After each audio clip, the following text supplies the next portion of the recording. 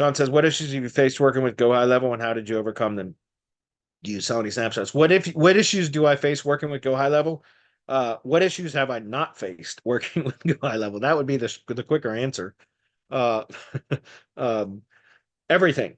I have a love-hate relationship with High Level, guys. I love it when it works, but I hate developing anything in it because it takes for freaking ever, and a lot of trial and error.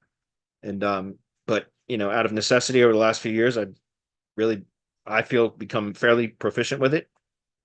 So yeah, I mean, just understand there's a steep learning curve with it, and just commit to learning it. And there is no substitute for just getting in there and using it regularly and building things with it. And it's a steep learning curve, but I mean, you can watch all the videos in the world, read all the help docs in the world.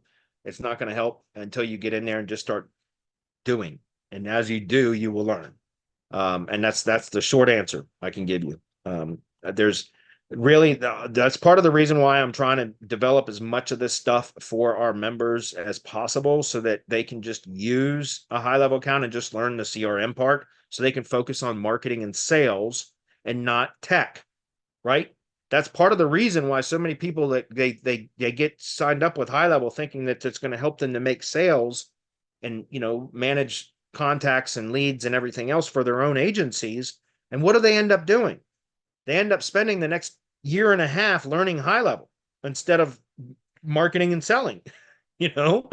So it's like a rabbit hole. You go down, like you buy this tool to expect that it's going to help you to increase your revenue because it's going to help you to be more efficient and blah, blah, blah. But then for the next 18 months or the next 12 months or the next 6 months, whatever, you spend all the time trying to learn how to use high level. And it ends up not being a productivity tool until you become proficient with it, right? It actually can hurt your productivity.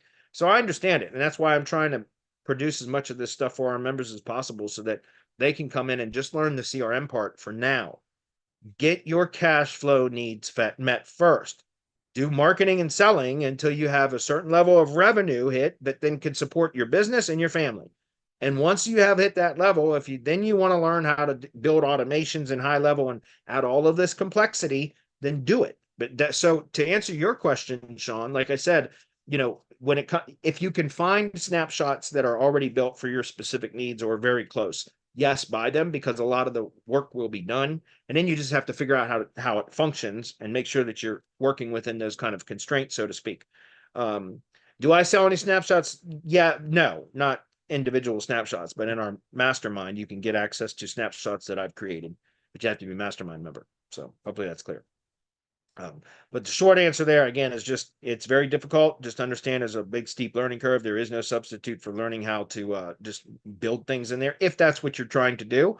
If you're just using it for CRM and automation and stuff, if you can find other people that have already created things that are what you need, then that is by far the best way to do it. It's when you have to build custom things in there that it's maddening. But by the way, even any automation from a snapshot that you purchase, a pre-built automation, still needs trial and error, still going to need testing. So it's still very tedious. It's certainly a lot more efficient if you can, just test with pre-built automations than trying to build the automation too. That's clear.